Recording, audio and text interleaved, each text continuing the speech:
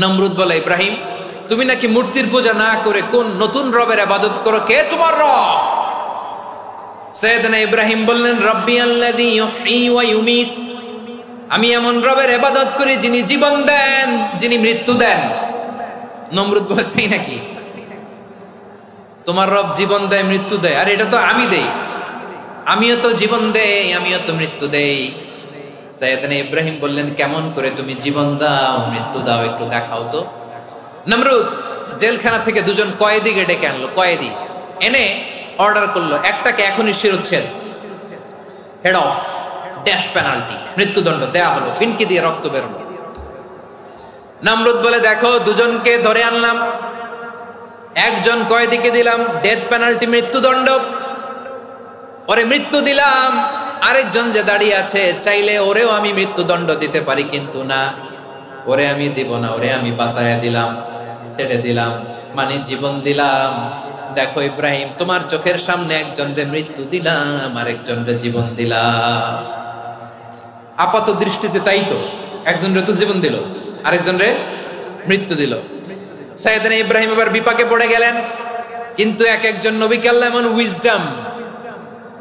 এমন উইজডম বিচক্ষণতা দিয়ে এই জমিনে পাঠিয়েছেন, মুহূর্তের মধ্যে আল্লাহর খলিল ইব্রাহিম বললেন, فإن الله يأتي بالشمس من المشرق فأت بها من المغرب فبهت الذي كفر। আল্লাহর খলিল ইব্রাহিম বললেন, নমরুদ বুঝলাম তুমি জীবন দাও মৃত্যু দাও দেখলাম, কিন্তু আমার রব, আমার আল্লাহ প্রতিদিন সকালবেলা উষা লগ্নে ওই পূর্ব দিগন্ত থেকে সূর্যটাকে উদিত করেন, সাঁঝের বেলা, বিকেল বেলা, কুথুরি লগ্নে, সন্ধ্যা বেলা ওই দ্বিপ্রহরের জল জলে সূর্যটাকে পশ্চিম দিগন্তে ডুবিয়ে দেন। মানে সকালবেলা পূর্ব দিক থেকে উদিত করা সূর্যটাকে পশ্চিম দিকে বিকেলে তিনি ডুবিয়ে দেন। তুমি যদি পারো ওই সূর্যটাকে পশ্চিম দিক থেকে উদিত করে পূর্ব দিকে ডুবিয়ে দাও। সুবহানাল্লাহ পড়বেন না? দেখেন, ইনস্ট্যান্ট ইন্টেলেক্ট, মুহূর্তে বিচক্ষণতা, উইজডম কাকে বলে? নমরুদ পারবে? নমরুদের বাপ পারবে? ওর দাদা, ওর 14 গোষ্ঠী, গোটা বিশ্বের সব ক্ষমতাধর রাষ্ট্রনায়করা একসাথে হলে পারবে?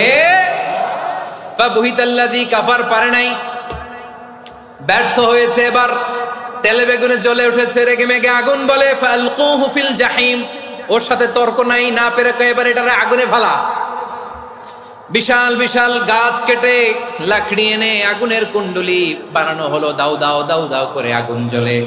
আল্লাহর খলিল ইব্রাহিমকে আগুনে নিক্ষেপ করা হবে। আল্লাহর খলিল সাইয়েদনা ইব্রাহিমের হাতের মধ্যে রশি দিয়ে টাইট করে বাঁধা হলো, পায়ের মধ্যেও টাইট করে রশি দিয়ে বাঁধা হলো। আল্লাহর খলিল ইব্রাহিমকে আগুনের কুণ্ডলির মধ্যে ফেলা হবে। ও মিয়া, আপনি যে বিপদের কারণে ভয় পান, হতাশ হন, এটা কোনো বিপদ ওনার বিপদের সামনে?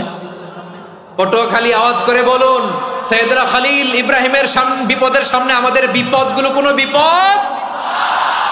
এটা কোনো বিপদই না, এটা কোনো বিপদই না। হাত পা বেঁধে টাইট করে নিক্ষেপ করা হবে, সিম্পলি ফেলা যাবে না, কারণ দাও দাও করে দ্য ব্লেজিং ফায়ার, এমন আগুনের কুণ্ডলি, কাছে যাওয়া যায় না, আগুনের উত্তাপে নিক্ষেপ করা হবে। হাতে রশি বেঁধে, পায়ে রশি বেঁধে আল্লাহর খলিল ইব্রাহিম আলাইহিস সালামকে আগুনের মধ্যে নিক্ষেপ করা হবে। আহা, এটার বলে অগ্নি পরীক্ষা। উনি অগ্নি পরীক্ষার সম্মুখীন হয়েছিলেন, এজন্য কঠিন পরীক্ষাকে আমরা অগ্নি পরীক্ষার সাথে তুলনা করি, ঠিক কিনা? সাইয়েদনা জিবরাইল এসে বললেন, ও আল্লাহর খলিল, ওরা তো আপনার হাতও বেঁধে ফেললো, পাও বেঁধে ফেললো, নড়াচড়ার সুযোগ নাই, বলেন আমি জিবরিল ফেরেশতা আপনার জন্য কি করতে পারি?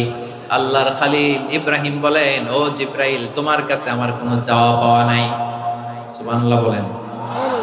তোমার কাছে বলার কিছু নাই, তোমার সাহায্যের আমার দরকার নাই। সাইয়েদনা ইব্রাহিম আলাইহিস সালামকে হাতে পায়ে রশি বেঁধে, হাত পা বাঁধা অবস্থায় জ্বলন্ত অগ্নিকুণ্ডে যখন নমরুদের দলবল নিক্ষেপ করবে, আল্লাহর খলিল কিভাবে নিজেকে আল্লাহর কাছে সঁপে দিয়েছেন, পটুয়াখালীর ভাইরা খেয়াল করে শুনুন। হাত পা বেঁধে আল্লাহর খলিলকে যখন নিক্ষেপ করা হবে, তিনি মুখ ফুটে বলে ফেললেন, হাসবুনাল্লাহু ওয়া নি'মাল ওয়াকিল। হাসবুনাল্লাহু ওয়া নি'মাল নি'মাল ওয়াকিল, আমার জন্য আল্লাহই যথেষ্ট, আমার জন্য আল্লাহই যথেষ্ট। তিনি আমার সবচেয়ে বড় গার্ডিয়ান, তিনি আমার সবচেয়ে বড় অভিভাবক। জিব্রাইলের সাহায্যে রফারকে ফিরিয়ে দিলেন।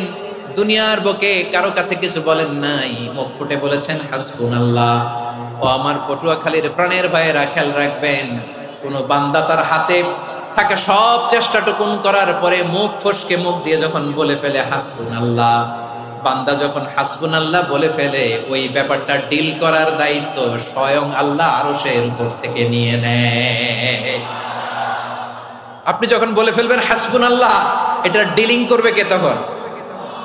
চিল্লায় বলেন না, তিনি কে? বান্দা তার সাধ্যের সবটুকু চেষ্টার পরে নতজানু হয়ে যখন বলবে হাসবুনাল্লাহ, আল্লাহ তুমি আমার জন্য যথেষ্ট, নি'মাল ওয়াকিল, তুমি আমার শ্রেষ্ঠ অভিভাবক, তখন তার কি দরকার না দরকার এটা ডিল করে স্বয়ং আল্লাহ। নিক্ষেপ করা হলো সাইয়েদনা ইব্রাহিমকে অগ্নিকুণ্ডলিতে। হাজার হাজার মানুষের দৃশ্য দেখার জন্য জড়ো হয়েছে এরকম বিশাল ময়দানে। কিন্তু কি অবাক করা ঘটনা, সবাই ভয় পাচ্ছিল, না জানে কি হয়ে যায়। আল্লাহর খালিলকে যখন আগুনের কুণ্ডলিতে নিক্ষেপ করা হয়, আল্লাহর খালিল ইব্রাহিম আগুনের কুণ্ডলীর মধ্যে বসে বসে মানুষগুলোর দিকে তাকিয়ে হাসতে শুরু করে দেয়। কারণ আকাশ থেকে রব্বুল আলামিন স্পেশাল ভার্ডিক্ট নাজিল করেছেন, স্পেশাল হুকুম জারি করেছেন, কুল্লা ইয়া নারু কুনি বারদান ওয়া সালামান আলা ইব্রাহিম। ও আগুন, খবরদার, সৃষ্টির শুরু থেকে তোকে একটা ধর্ম আমি বাতলে দিয়েছিলাম। তোর ধর্ম, আগুনের ধর্ম হলো যা পাবে জ্বালিয়ে সারখার করবে। আল্লাহ বলল, ও আগুন, তোর ধর্ম দিয়েছিলাম, তুই সব জ্বালিয়ে পুড়িয়ে সারখার করে দিবি, কিন্তু ক্ষণিকের জন্য আমি তোর জ্বালিয়ে দেওয়ার ক্ষমতাটাকে কেড়ে নিলাম, জ্বালিয়ে ভস্ম করে দেওয়ার ক্ষমতা আমি কেড়ে নিলাম। কুনি বারদান, ঠান্ডা হয়ে যা, কিন্তু এত বেশি ঠান্ডা হবি না আবার আমার ইব্রাহিমের জন্য সর্দি লেগে না যায়। সুবহানাল্লাহ, এত আস্তে বললে হবে? কুনি বারদান, বার্দ মানে বরফ, ঠান্ডা, ঠান্ডা হ, কিন্তু এত ঠান্ডা হবি না যাতে আমার ইব্রাহিমের কষ্ট হয়। আগুন বলে, আল্লাহ একবার বললাম ঠান্ডা হ, আবার বলো এত ঠান্ডা হবি না যাতে খালিলের সর্দি না লাগে। কেমন ঠান্ডা হব, কেমন এনভায়রনমেন্ট তৈরি করে দেব বলো? আল্লাহ বললেন, সালামান আলা ইব্রাহিম, আমার খালিল, আমার কলিজা, আমার ইব্রাহিমের জন্য তুই জান্নাতের গুল বাগিচা হয়ে যা। ও ভাই, নবী মুসার মতো ঈমান হলে রাস্তা হবে সাগর জলে, নবী ইউসুফের মতো ঈমান হলে একে একে দরজা খোলে। নবী ইব্রাহিমের মতো ঈমান যদি আজও থাকে বিদ্যমান, অগ্নিকুণ্ডে দেখতে পাবে খুবসুরত এক ফুল ভাগা। কুলনা ইয়া নারু কুনি বারদান ওয়া সালামান আলা ইব্রাহিম। বান্দা যখন মুখ দিয়ে বলে হাসবুনাল্লাহ,